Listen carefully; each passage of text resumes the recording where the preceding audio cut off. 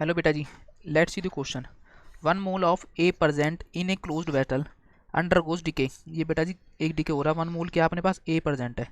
The value of helium collected, volume क्या करना बेटा जी, कलेक्टेड करना है एट 1 ATM 20 दिन बाद बेटा जी, 20 डेज बाद। तो क्या दे रखा है बेटा जी अपने को, ए दे रखा है, एक आइटम का नंबर जेड दे रखा है, एम दे रखा है, कितना दे रखा है 1 मोल दे रखा है बेटा जी अपना। ये किस में कन्वर्ट हो रहा है बेटा जी, Z-4 और बेटा जी M-8 प्लस 2 मोल्स बनने बेटा जी हीलियम के। यहाँ पर हीलियम के कितने मोल्स बनने बेटा जी, 2 मोल। 1 मोल किसने के इक्वल होता है बेटा जी, 1 मोल 22.4 लीटर के इक्वल होता है। तो बेटा जी 2 मोल किसके इक्वल होगा बेटा जी मेरा, 2 मोल होगा बेटा जी मेरा 44.8 लीटर के इक्वल। तो 2 मोल ये बन रहा बेटा जी।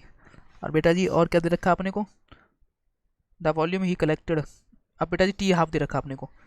टी हाफ कितना दे रखा बेटा जी अपने पास, टी हाफ 10 डेज है।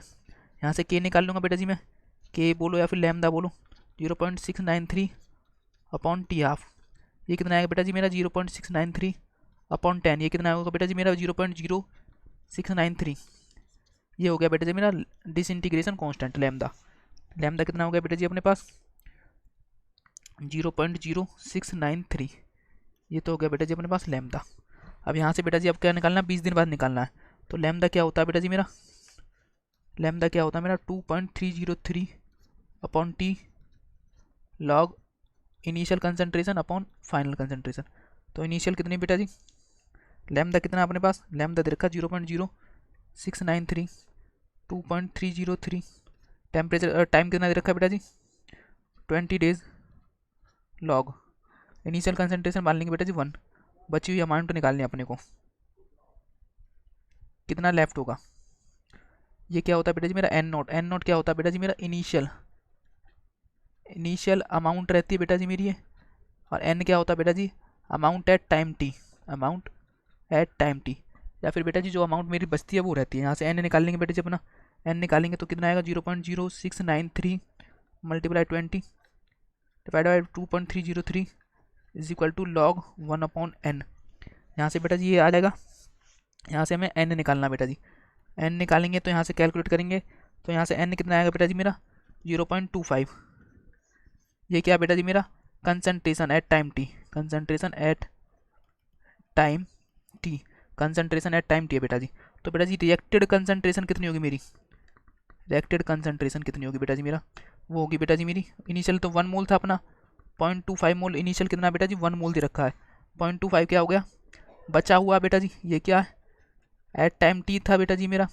तो रिएक्टेड अमाउंट कितनी होगी बेटा जी मेरे पास 0.75। ये क्या बेटा जी मेरा रिएक्टेड अमाउंट, रिएक्टेड अमाउंट कितनी होगी बेटा जी, रिएक्टेड अमाउंट कितनी होगी। तो बेटा जी मेरा जो अभी इसे मैं रफ कर देता हूँ।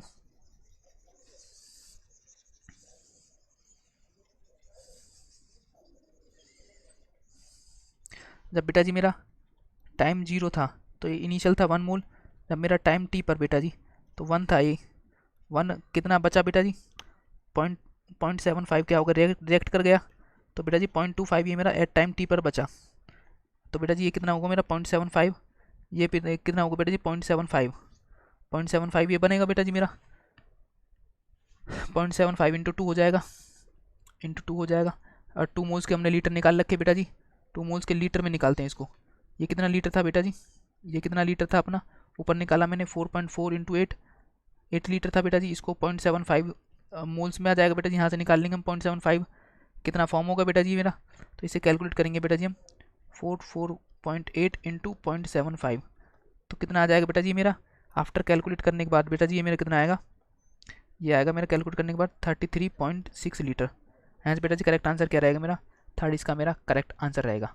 थैंक यू बेटा जी।